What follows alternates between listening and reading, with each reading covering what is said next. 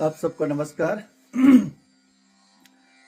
आज जैसे हम कोई सत्संग में जाते हैं, कोई कथा में जाते हैं, कोई प्रवचन में जाते हैं, तो जो कथा पढ़ने वाला है, जो कथाकार है, जो गुरु है और जो उपदेशक है, वो उसका आसन यानी उनकी व्यासपीठ ऊंची ही होती है, यानी उच्च स्तर पर वो बैठे हुए होते हैं और जो सुनने वाला होता है वो नीचे बैठा हुआ होता है।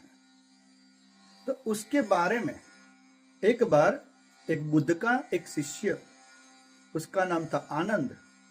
आनंद ने अपने गुरुजी से पूछा कि गुरुजी, आज मेरे मन का समाधान करिए कि जब भी आप कोई उपदेश देते हो, कोई भी अच्छे विचार देते हो, अच्छा ज्ञान देते हो, तब आप उच्च आसन पर बैठते हैं और जो शिष्य होते हैं वो नीचे क्यों बैठते हैं? आप ऊपर बैठते हैं, हम नीचे क्यों बैठते हैं? उसमें क्या कारण होता है? उसमें क्या रीजन है? कौन सा उसमें विचार छुपा हुआ होता है? तब गुरुजी ने बताया, उन्होंने एक दृष्टांत दिया।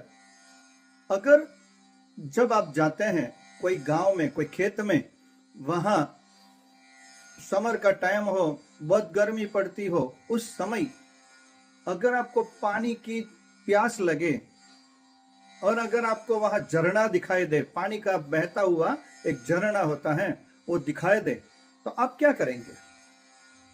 तो कि हम जाएंगे, झरने के पास जाएंगे और झरने से जलपान करेंगे। लेकिन झरना कैसा होता है? तो कि झरना ऊपर होता है और पानी पीने वाला नीचे होता है। उसका मतलब अगर आप नीचे नहीं होते, आप सीधे ऊपर से ही पानी पिएंगे तो पानी आपको नहीं मिलेगा, लेकिन पानी गिरेगा तब आप उसको पानी पी सकेंगे।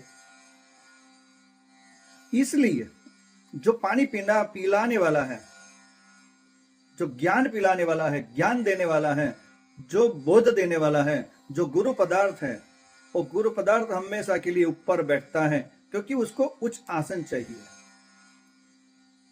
और नीचे जो ज्ञान पीने वाला है, जिसकी ज्ञान पिपासा है, वो हमेशा के लिए वो नीचे ही बैठेगा। अगर सेम सिचुएशन में बैठेगा तो गुरु के साथ शिष्य बैठेगा तो उसको ज्ञान कभी भी नहीं मिलेगा। लेकिन अगर गुरु के पास से कुछ लेना है, ज्ञान लेना है, तो गुरु को ऊपर बैठना पड़ेगा और शिष्य को नीचे बैठना पड़ेगा। तभी जो गुरु ज्ञान देंगे, तभी वो शिष्य होता है, वो चेला होता है, कोई भक्त होता है, वो ज्ञान पी सकता है। इसलिए हमारी परंपरा है, भगवान श्री कृष्ण ने भी गीता जी में बताया हुआ है, तद रिद्धि परिपाटेन परिप्रश्नेन सेवया, तद रिद्धि प्रणिपातेन परिप्रश्नेन सेवया। अगर वो ऊपर बैठे हैं गुरु, उसका मतलब वो है वो हमसे बहुत ज्ञानी है, हमसे तपस्वी है, हमसे ओजस्वी है, हमसे बहुत विद्वान है, पूरी दुनिया का उनको अनुभव है और भगवान की भी बड़ी कृपा उनके पर है, इसलिए ऊपर उच्च आसन पर बैठे हैं। और हमें कुछ अगर लेना है, कुछ पाना है, तो हमेशा के लिए हमें नम्रता पूर्वक, शिस्त और विवेक के साथ हम नीचे बैठेंगे, तभी हमें कुछ मिलेगा। इसलिए जीवन में कभी भी जो गुरु होते हैं, जो उपदेशक होते हैं, वो हमेशा के लिए ऊपर ही विराजमान होते हैं और नीचे हमारे जैसे शिष्य विराजमान होते हैं। इसलिए हम भी कोई सत्संग में जाए तो समझना कि वो ऊपर क्यों बैठे हैं और हम नीचे क्यों बैठे हैं, तो उसका समाधान हमारे पास होना चाहिए। तो इतना बड़ा आज का मैसेज कि जीवन में अगर कुछ लेना है, कुछ पाना है, कुछ अपने जीवन को बनाना है, तो हमेशा के साथ नम्रता के साथ जीते हैं और अपने बड़ों के इतना मान देते हैं, सम्मान देते हैं, तो समझना हमारे जीवन में सब धन्यमयी हमारा जीवन बन जाएगा। उसमें कोई शंका की बात नहीं है।